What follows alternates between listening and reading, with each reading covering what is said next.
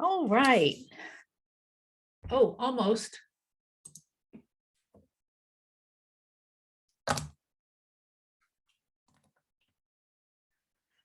Hi, biology.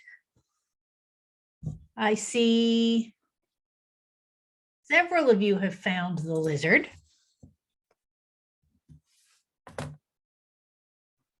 Does anybody need me to point it out for you?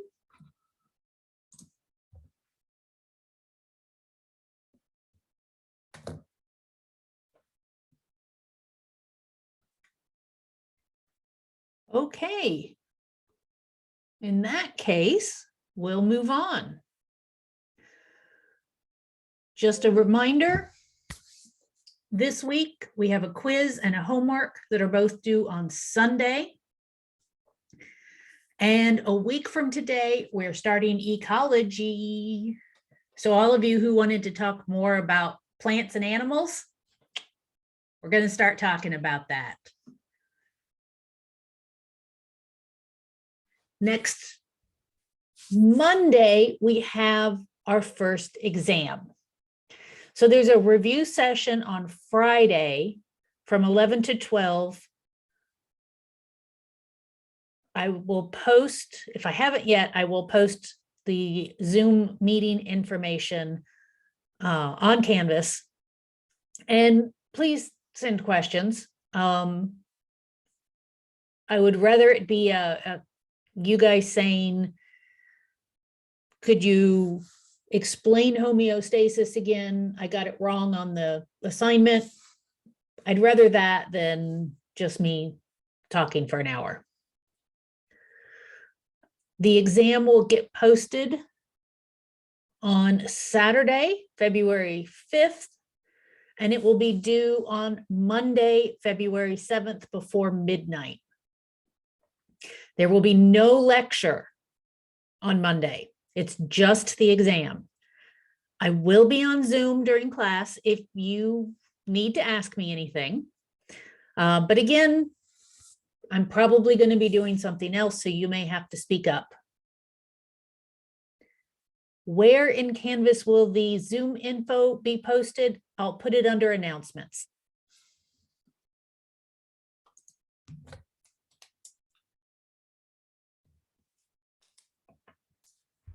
Exam's going to be mixed format, around 30 questions. It is going to be timed, so you'll have an hour to complete it.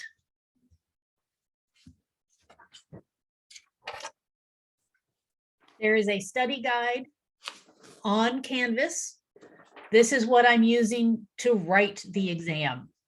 So if it's not on here, you don't have to know it. Now, it is an open note exam. And I mentioned this last time, I'm going to repeat it. If you've never taken an open note exam before, a lot of students do worse on open note exams because they don't put any time into studying. If you just assume that you're going to be able to find the answer in your notes, you're going to spend a lot of time flipping back and forth through your notes. So you either need to study and write down a couple of things on a sheet of paper, not your regular notes, but the things that you're having trouble remembering, you could write those down. Or you need to organize your notes so you can find the information quickly. Everybody wants to do open note exams until they actually get one. So there are some people who have not yet submitted their project. I have graded them as of at some point this morning. I graded a few late ones. If you haven't submitted it, or if you got a 0, which means you need to resubmit, please do so. The project is 10% of your grade. And while you have plenty of time to do the project, you will not get full credit if you don't get it approved this week, unless you have an extension. So try and get those in. All right. Last time we were meeting, we started talking about cells. And we wrapped up talking about the endosymbiotic theory of the origin of mitochondria and chloroplasts. The idea that mitochondria and chloroplasts evolved from bacteria that developed a symbiotic relationship with another kind of prokaryotic cell by being walled off in a vesicle. So it's walled off by a membrane from the host cell, but it forms a relationship. So it's not being killed by the host cell. It's actually taking in nutrients in exchange for energy production. And we have lots of evidence of this. If you take a mitochondria or a chloroplast and you look at their biochemistry and their structure, they look an awful lot like bacteria. So there's a lot of evidence for that. And we're going to go on now and start talking about some of the basic structure of the eukaryotic cell. I'm sure many of you have learned parts of this before, but we're going to go over it and talk about a very generalized cell. Individual cell types can vary quite a bit, and plants and animal cells are very different from each other. We're really going to be talking about animal cells. And we're going to talk a lot about the different organelles and their functions. So an organelle is a usually membrane-wrapped structure that allows for specialized functions.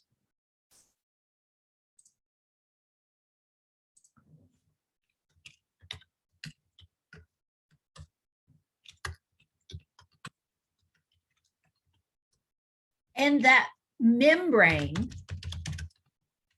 allows different characteristics inside the organelle compared to the cytoplasm or cytosol.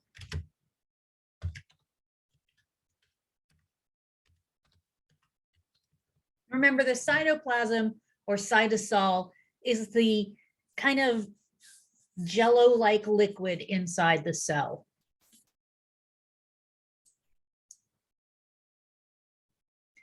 And this specialized characteristics can be things like it might have a different pH. It might have enzymes inside that would damage other parts of the cell. It might be manufacturing a protein that needs to be modified before it can be released into the cell. So there's a lot of different things that are going on. And it makes the cell function much, much more efficiently.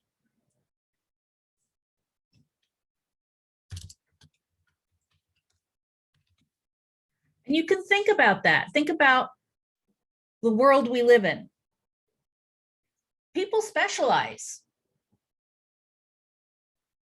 I live in a house. I drive a car. I did not make the house. I couldn't if I tried.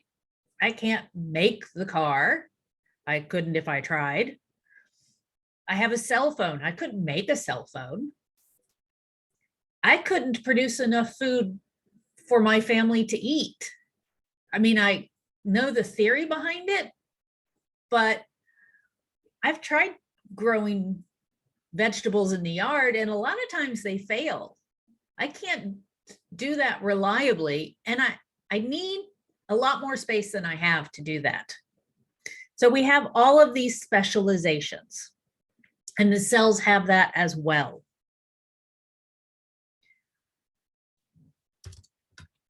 And different cells have different numbers of organelles. So our cells are specialized in the body. So we have cells that are muscle cells. We have cells that detoxify the blood. And so the cells are going to need slightly different organelles for all of that. So things like the number of mitochondria vary depending on how metabolically active the cell is.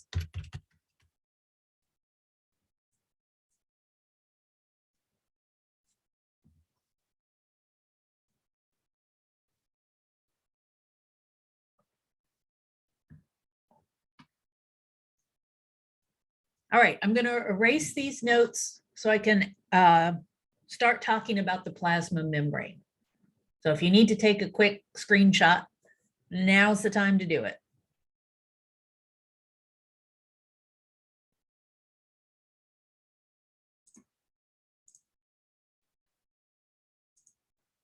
Okay.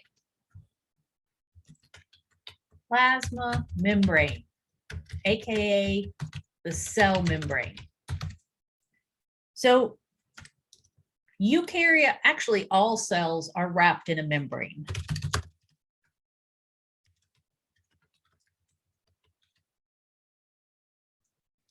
It's a lipid bilayer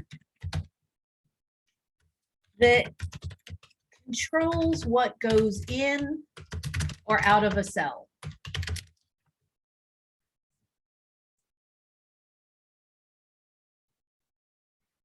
It's usually considered the boundary, the outer part of the cell, although there are things that stick up from the surface of the cell. So in animals, it's the boundary, but there are proteins and carbohydrates that stick out of the membrane or are outside but attached to the membrane. So there's a lot going on outside the cell. We don't really focus on that very much when we're talking about cell function and structures at this level. If you take more advanced biology in the future, you'll learn a lot more about these kinds of things. These proteins and carbohydrates that stick out from the membrane are important for communication between the cell and neighboring cells, for example, or between the body and a cell. Some of these things are hormone receptors. So they may have a hormone or like insulin that attaches to it and triggers changes in the way the cell is functioning. They're also very important in saying this cell belongs to the body. So there are certain proteins and carbohydrates that say this cell is us, and the immune system will recognize that and not attack that cell, except when the immune system is not functioning correctly, which it does, unfortunately. Plants, the plasma membrane is inside the cell wall. So there's a very firm, stiff structure around all plant cells. And that cell wall is very stiff. It does not expand. And it's really important because for plants to regulate the water in their cells. So it helps plants maintain water homeostasis, the right amount of water inside the cells. If a plant cells, actually any cell that takes up too much water from the environment will explode. The cell wall prevents plants from doing that because plants can't really limit the amount of water they're taking up from the soil, or if they're in a aquatic situation, if we're talking about aquatic plants that live in or under the water. They can't not take up water. So the cell wall prevents the cells from exploding.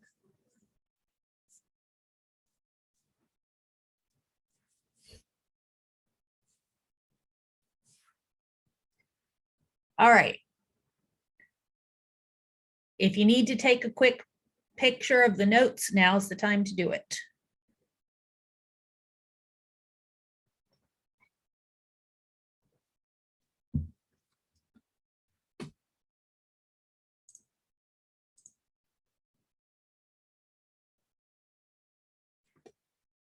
So the first organelle, I mean, we talked about the plasma membrane. Well, When we start talking about inside, we can start by talking about the nucleus. It's a relatively big structure, and it's easy to see with a microscope. So this image on the right is a picture. I'm pretty sure this is a cheek swab. So somebody took cells from the inside of the cheek, stained them. They don't look this color naturally. And you can see these really obvious nuclei in the center. So here's one, here's one, here's one. You can kind of see some other organelles.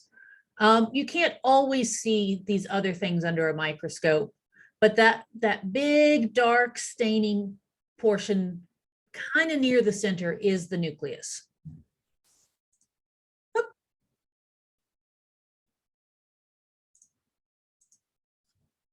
And I bet you know what the nucleus does. It houses the genetic information.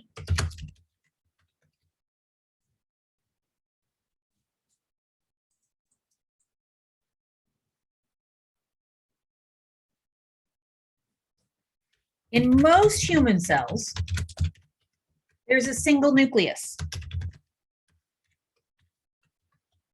but not all.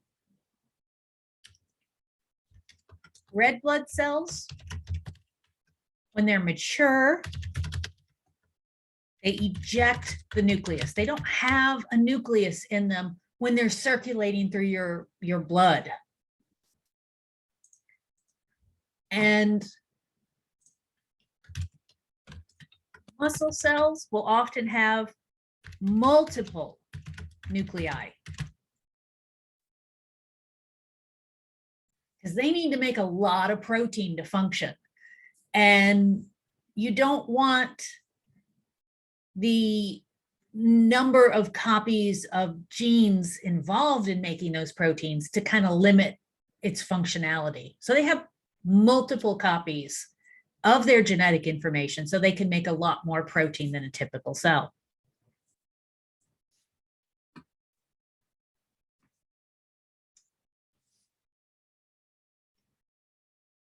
Now, the membrane around the nucleus is called the nuclear envelope or nuclear membrane.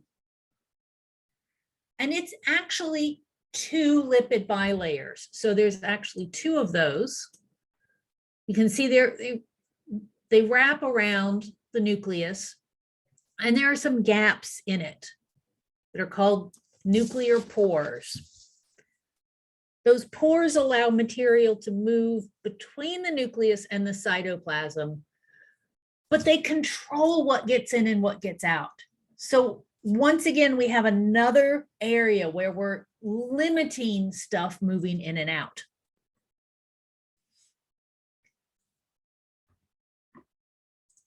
The nuclear pore is lined by a quaternary protein. You guys remember what quaternary proteins are?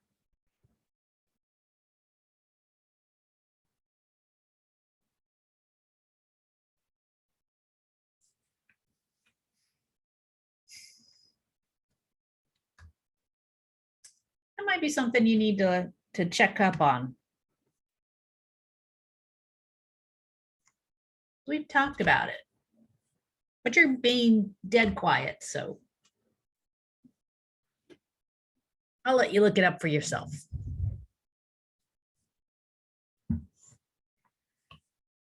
Just like the cell has cytoplasm, the nucleus has nucleoplasm. And again, it's similar to cytoplasm, similar stuff in it, similar behavior, all of that jazz. And of course, there's our genetic material. Chromatin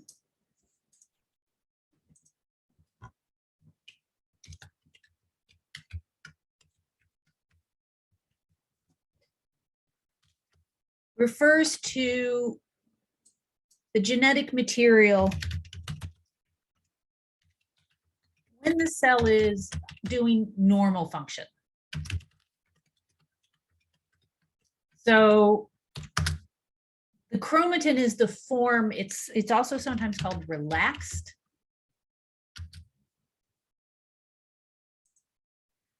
And it's the form where you can start making messenger RNA.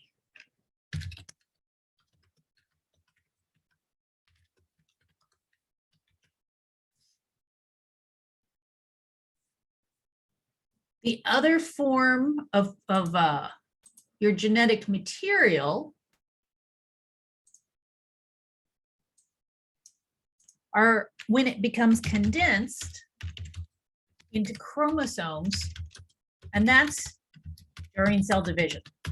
And that's really the only time you're going to see chromosomes is during cell division.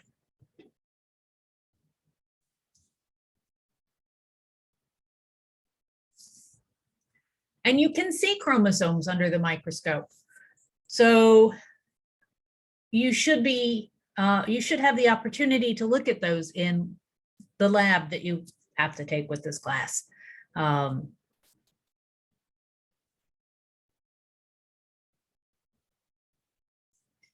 In addition to that, sometimes you can see, but not always, a dark spot inside the nucleus.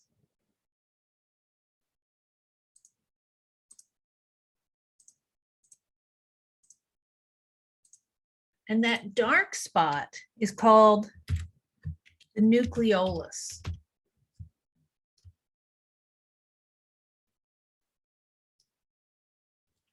And it makes RNA.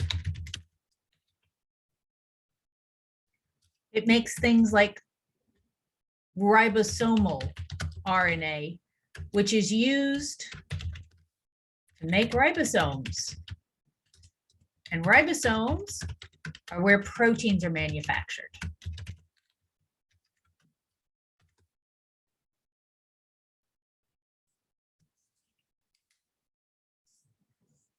Now, the proteins are not manufactured in the nucleus, they're manufactured in the rough endoplasmic reticulum.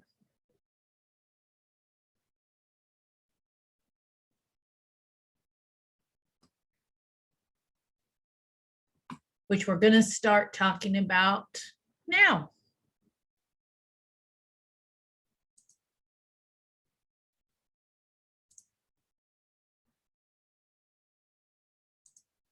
Okay. So the nuclear envelope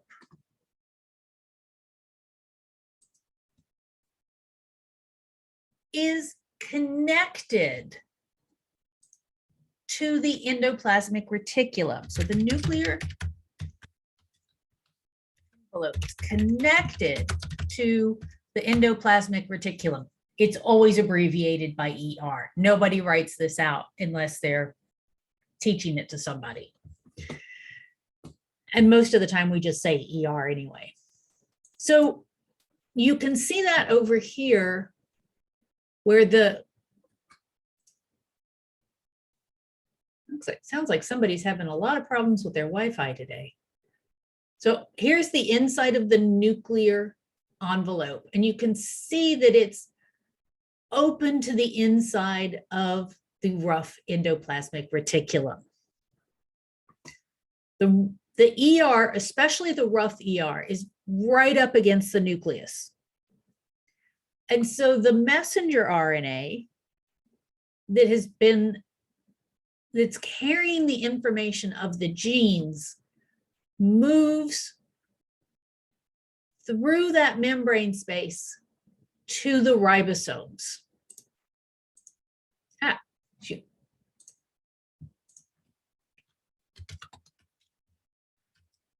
And we call the part of the endoplasmic reticulum right up next to the nucleus the rough endoplasmic reticulum because of all those ribosomes. It literally looks textured under the microscope. you can see that the ribosomes are there. mRNA from the nucleus goes to ribosomes, where the information is converted to a protein.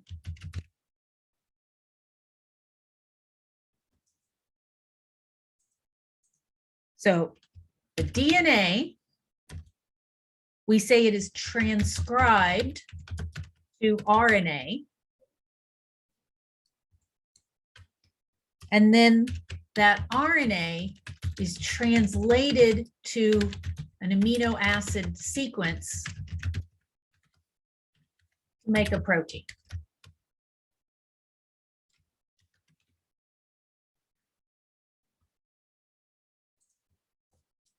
Can I explain how the new mRNA vaccines work? Oh yeah, this is a great side quest to talk about. So the vaccines for COVID they're RNA vaccines, and it is messenger RNA. So what happens is it gets that mRNA gets taken up by your cells, transported to the rough endoplasmic reticulum, and used to make part of a protein, not the whole protein, but part of what's called the spike protein of COVID. And the cells that are doing this are a part of your immune system. It's not every cell that does this. It's parts of your immune system. And they realize that that snippet of protein is foreign. And so they put it on the surface of their cell and mark it so that other cells in your immune system come by and say, aha, this is a foreign protein. We're being warned about it. It's kind of like if you had a bunch of bank robbers in town and you walk into the bank and they've got posters up with pictures of the people who've been robbing banks. It's the same concept. Your cells are saying, this is what the foreign invader looks like, and this is what we have to defend against. This allows your immune system to respond much, much quicker to an infection than if it has to, start from scratch. Does that make sense to you, Jonathan?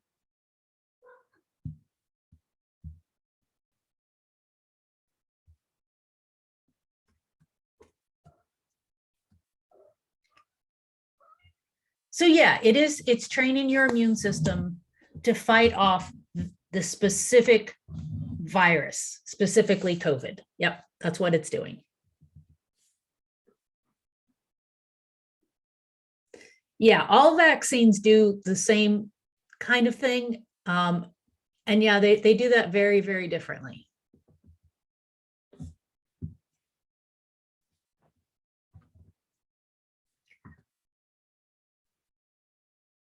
All right.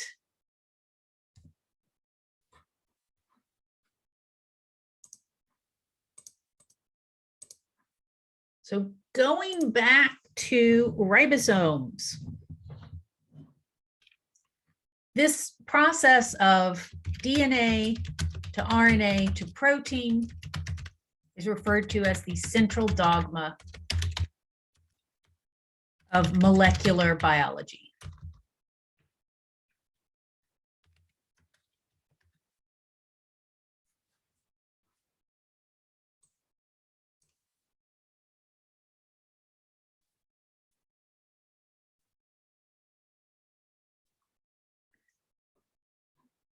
All right, I'm going to erase some of these notes down here.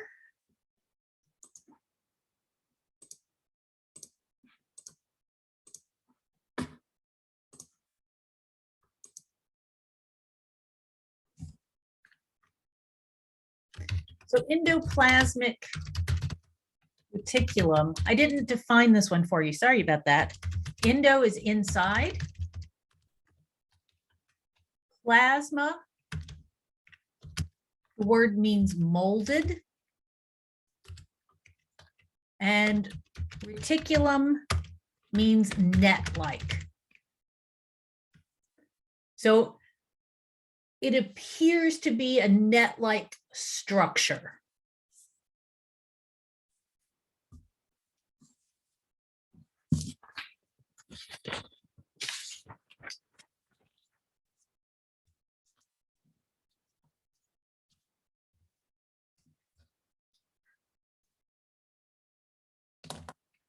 All right, so I talked about what rough ER does, and I talked about protein manufacturing. Smooth ER is where carbohydrates and lipids are made. Now, unlike proteins, the proteins are coded in the genes. The carbohydrates and lipids aren't. Those are manufactured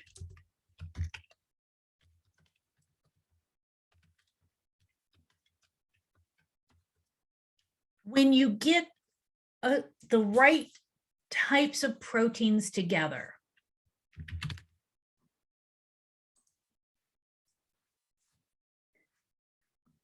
So you get a bunch of proteins that know how to manufacture a specific carbohydrate.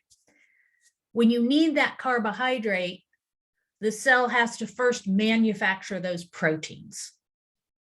And then those proteins go to the smooth endoplasmic reticulum, where they are used to manufacture carbohydrates. And we call these are examples of enzymes.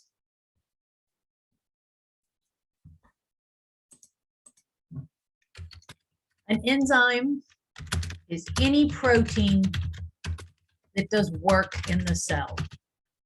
Technically, we say they speed up chemical reactions.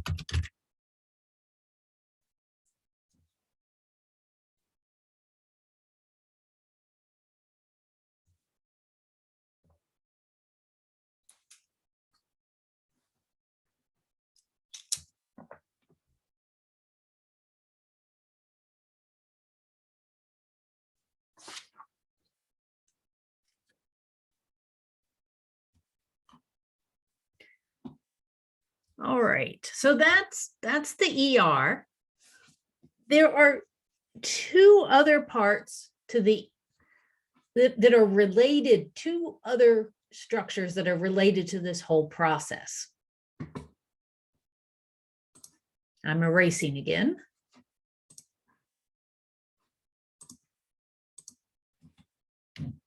There are vesicles.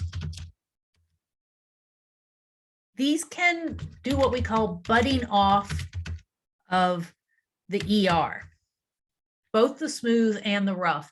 And basically, it's a bit of membrane that pinches off and carries the proteins, carbohydrates, or lipids that were made in the ER to other parts of the cell. So they're packaging.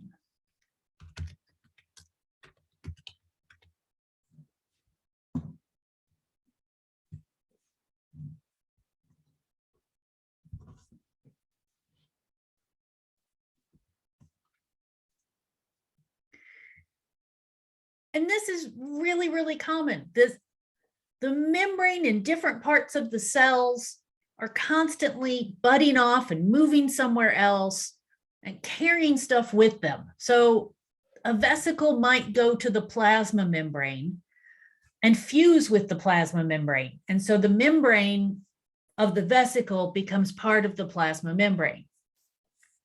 If your cell's bringing stuff in, sometimes it brings stuff in by creating a vesicle on the inside of the plasma membrane. which then carries that material somewhere else in the cell.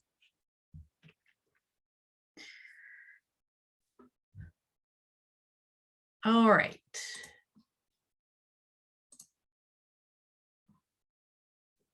These are electron microscope images. This is rough ER. You can see the ribosomes on the endoplasmic reticulum here. This image is smooth ER. There's a couple of dark staining areas, but you don't see this large number of ribosomes. And then this is the next structure we're going to talk about. And that's the Golgi. You may hear it called Golgi apparatus, the Golgi body. There's a lot of different terms, but if it says Golgi, it's the same structure.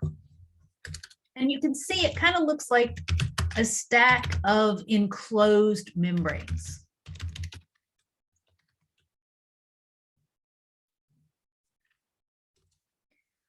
And what happens is vesicles from the ER go to the Golgi, and the material is then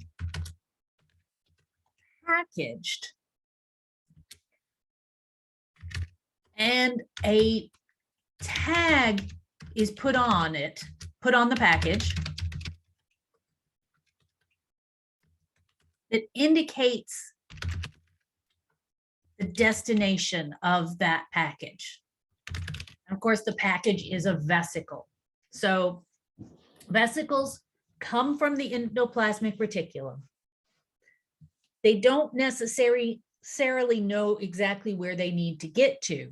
So they go to the Golgi, and the Golgi looks at what's in that vesicle and says, aha, you need to go to the lysosome, puts a little tag or an address on it, says to the lysosome, and then off that vesicle goes to the lysosome. The Golgi is the post office of the cell.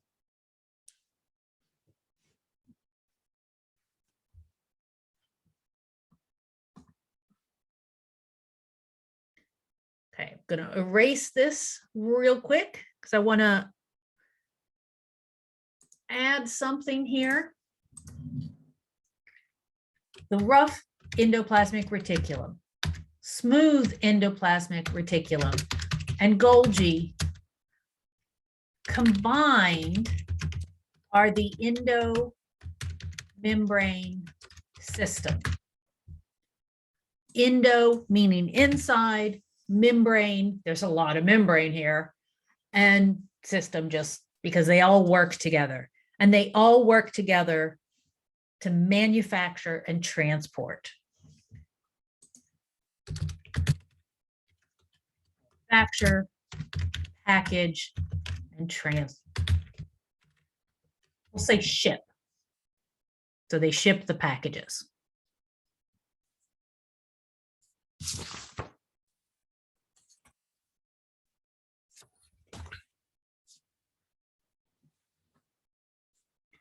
All right.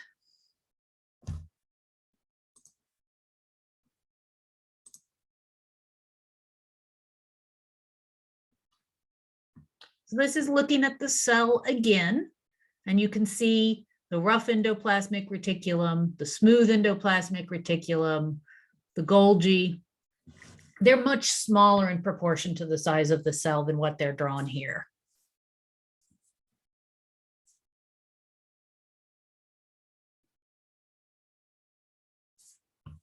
I want to throw in two more words for this part of the discussion: exocytosis and endocytosis. Exo is exit. CYT refers to cells.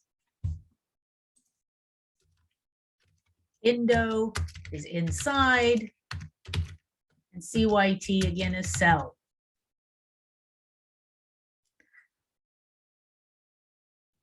So these are processes. And exocytosis is the process of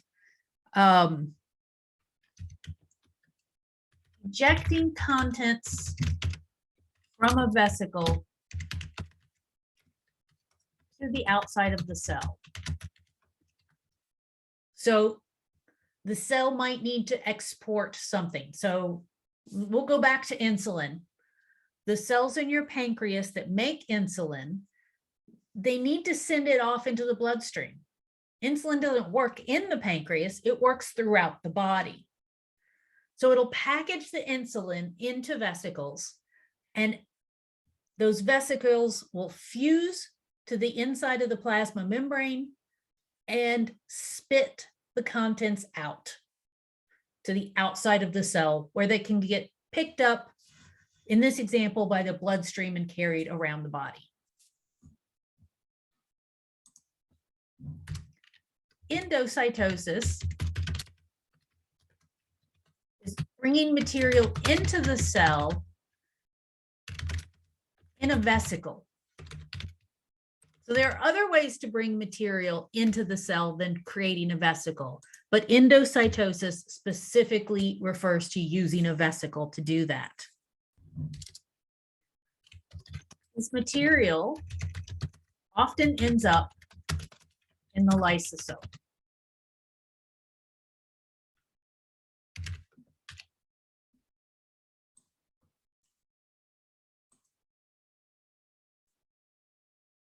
And we're going to talk about the lysosome next. So if you want to take a quick screenshot of this.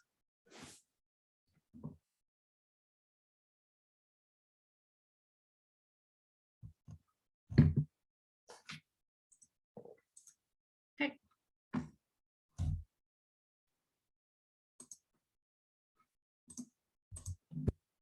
Lysosome. You can see that here. It's a round membrane-bound organelle. These are specialized vesicles made by the Golgi. They have a very low pH. And they have lots of enzymes that do, they basically do digestion inside the cell. So these enzymes are similar to the enzymes that are used in your digestive tract to digest food. Lysosomes are involved in destroying malfunctioning or old organelles and proteins. So everything wears out, and that includes in the cell. So if you've got a part of the cell that's, you know, it's kind of getting old, it's not working as well as it used to, the lysosome will break it down into its components parts that can then be used for building something new. It's also used to destroy bacteria and viruses that get in the cell.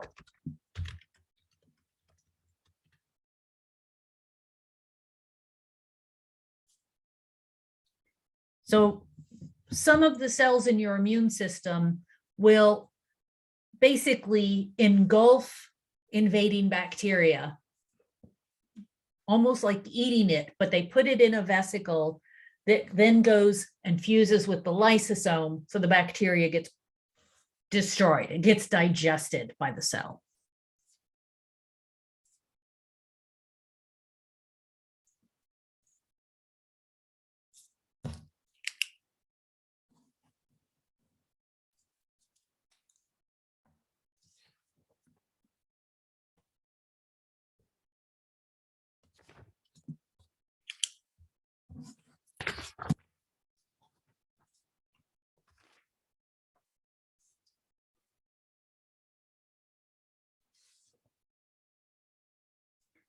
Okay, there's a couple of things on the study guide that I had planned to go through, but we're running a little bit late, so I'm going to skip peroxisomes and vacuoles.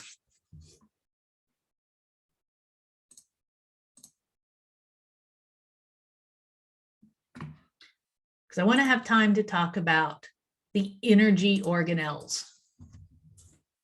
And we're going to start with chloroplasts. These are in plants, and it's where photosynthesis occurs.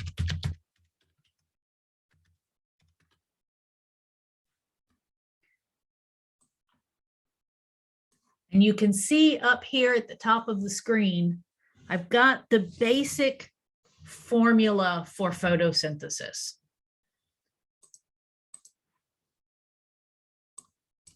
Solar energy plus carbon dioxide plus water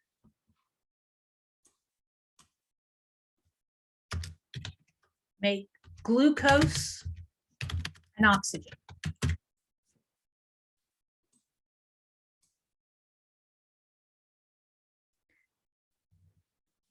This is the most important chemical reaction in order for complex multicellular life to occur on Earth.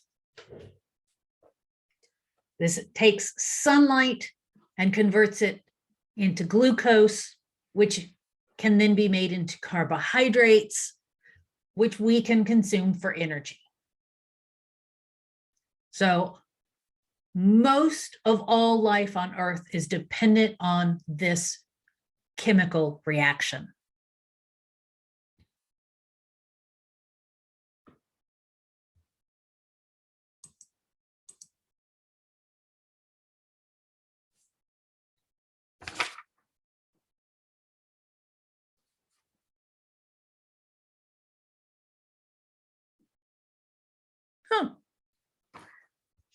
Apparently, I'm not requiring you to know this equation. I don't have it written down, so.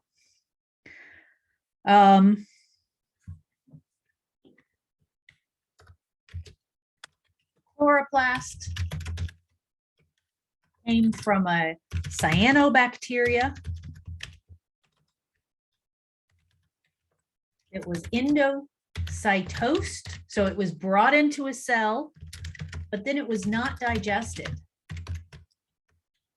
It became an endosymbiote, so inside the cell, symbiotic relationship. It has its own DNA. It has a double membrane, and it can produce some of its own enzymes.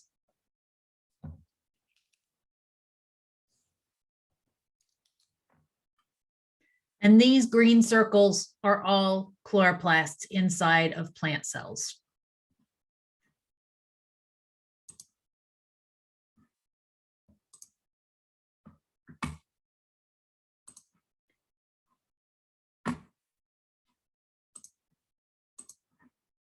Now, this is a mitochondria.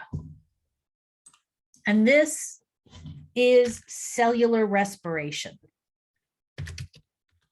Glucose and oxygen are converted to carbon dioxide, water, and cellular energy, which is ATP.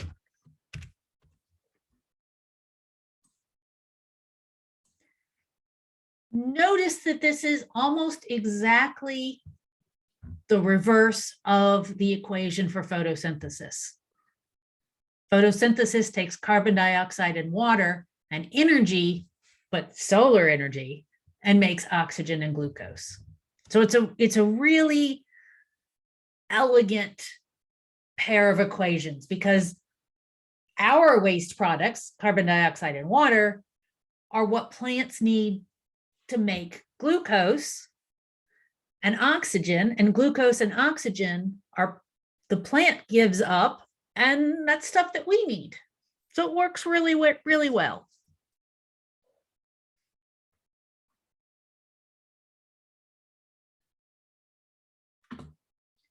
And of course, I've mentioned this before, The number of mitochondria really varies depending on the energy use of the cell.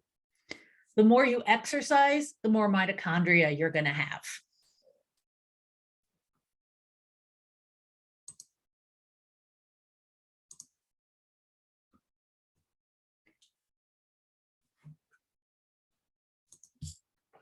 All right.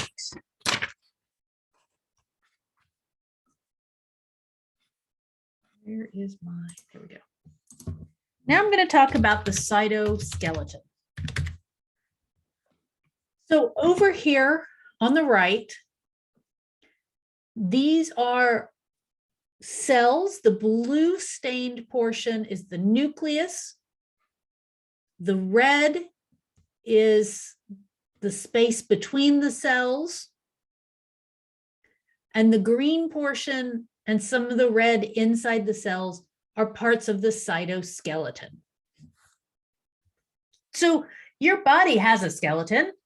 Our cells have skeletons too. And those are made of proteins, and they do the same things that a lot of the same things that we think of as our skeleton doing. They're important for support, but they're also important for cell movement and transport of materials inside the cell. So remember all of those vesicles that were made in the Golgi that have to carry materials around the cell? Those travel along the cytoskeleton.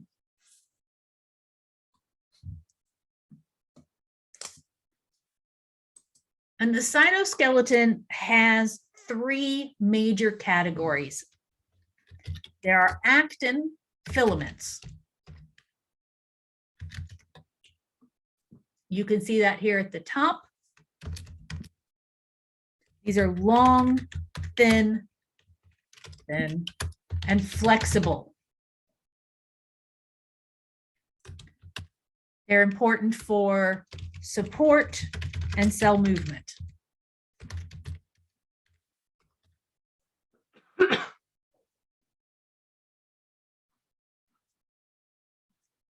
I have to erase a lot of these while I'm going through this because there's not a lot of space on this screen. There are intermediate filaments. So the one down here on the bottom, those are more rope-like. So they're thicker than actin filaments. And again, they provide support. They connect cells to each other. And they provide mechanical strength.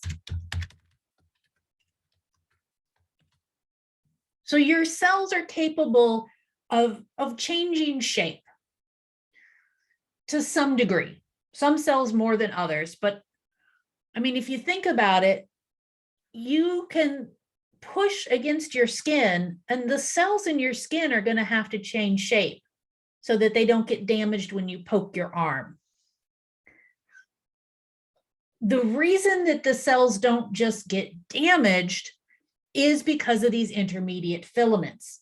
They prevent the cell from getting too badly bent out of shape.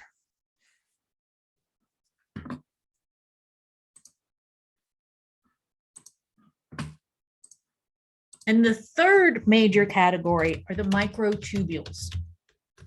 Micro means small.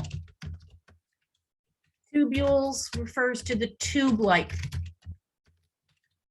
shape of these things. They're hollow cylinders.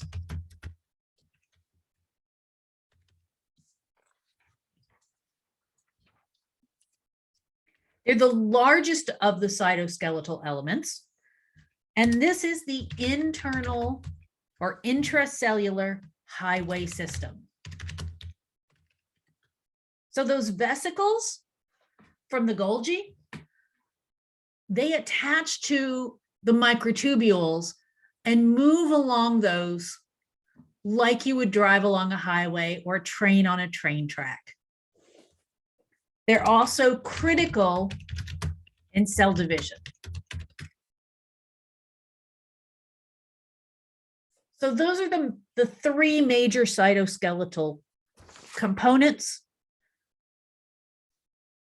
Sizes and functions, it's important for you to remember those.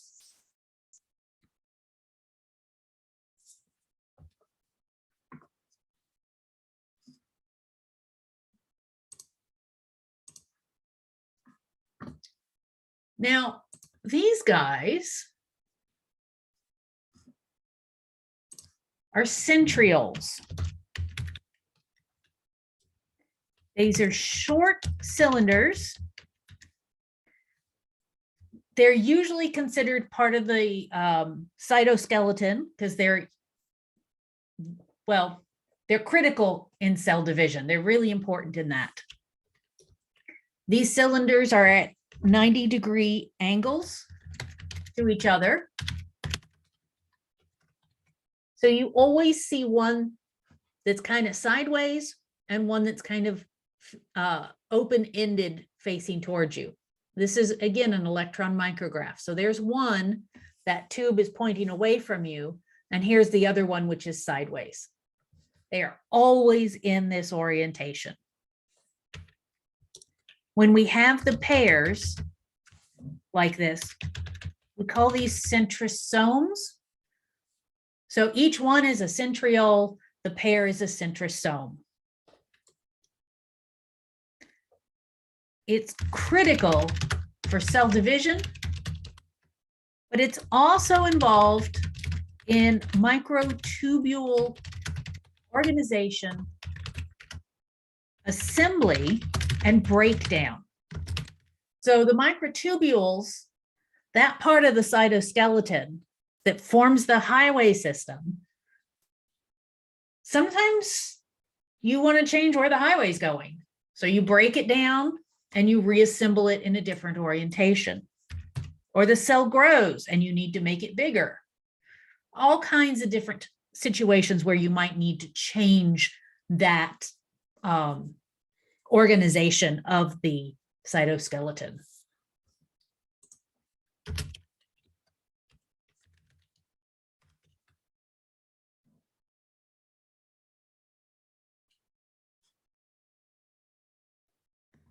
Okay, I'm sprinting a little bit to the finish here.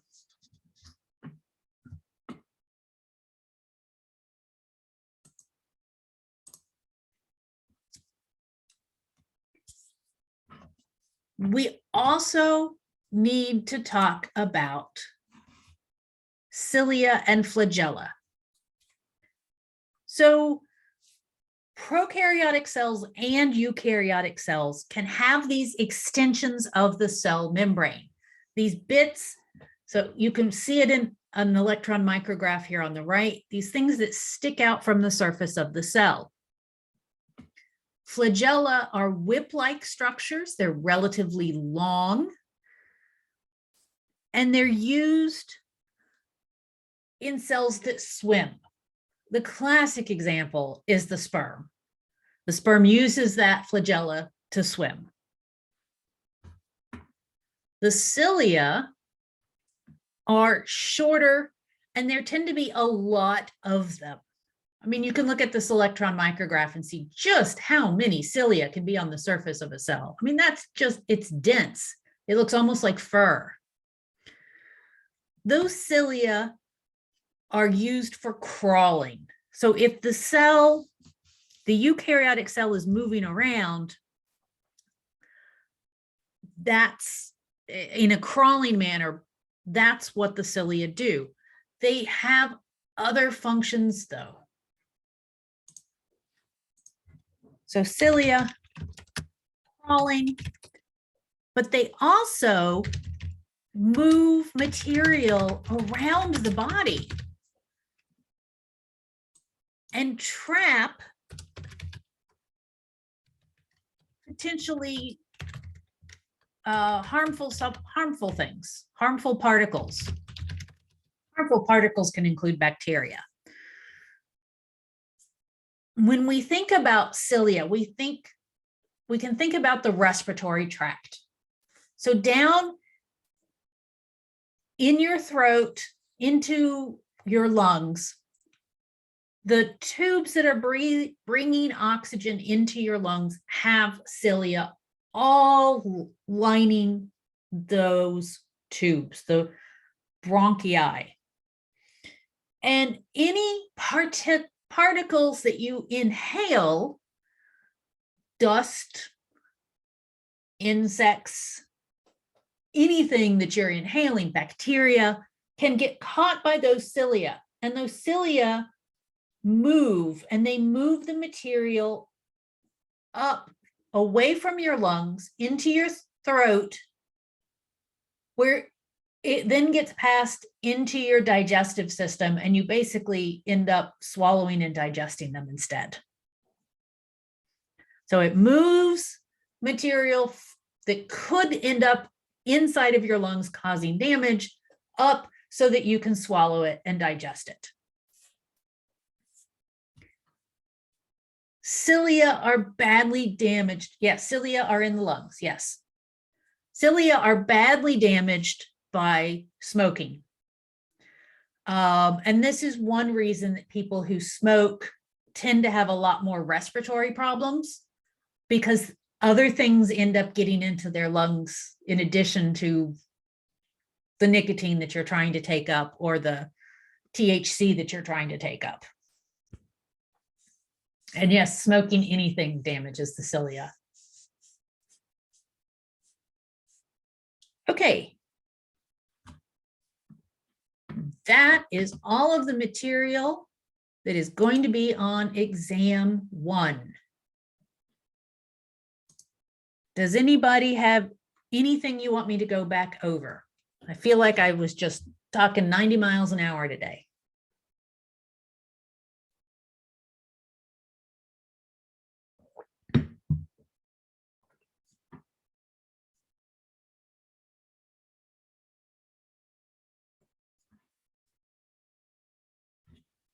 All right, in that case,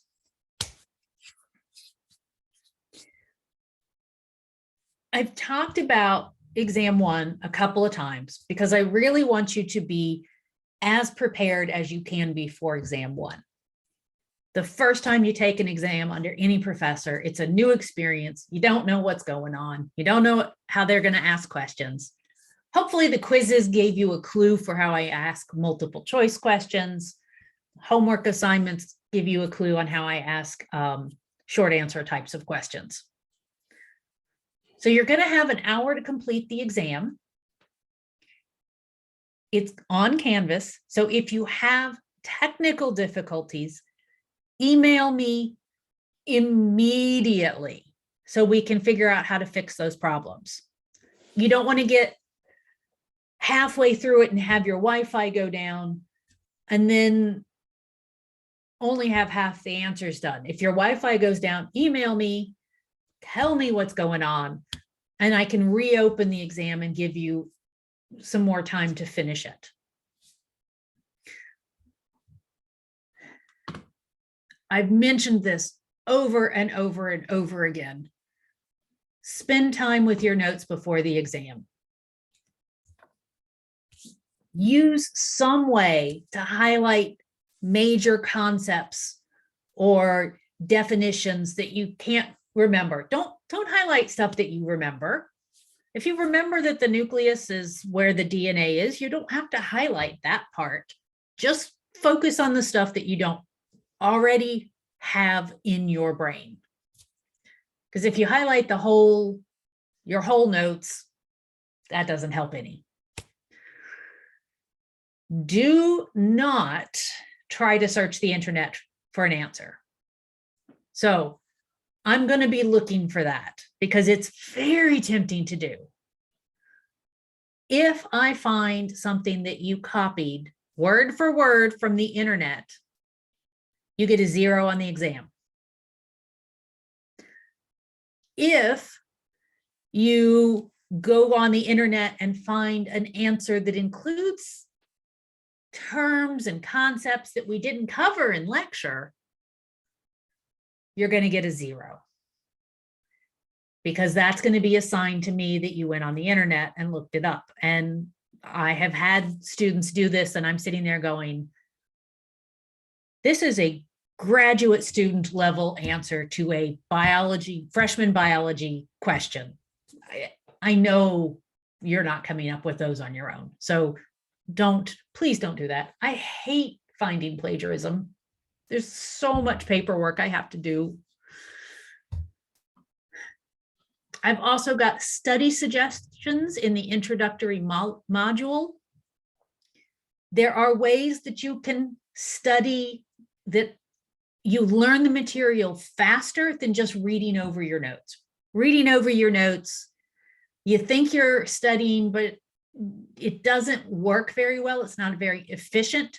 So I've got some techniques that are much more efficient on Canvas. And then I wanted to go over this because I'd be willing to bet most of you have never had somebody talk about how to take an exam. And there are some tricks to taking an exam that will help you get a better score. First thing, you go through and you read the exam.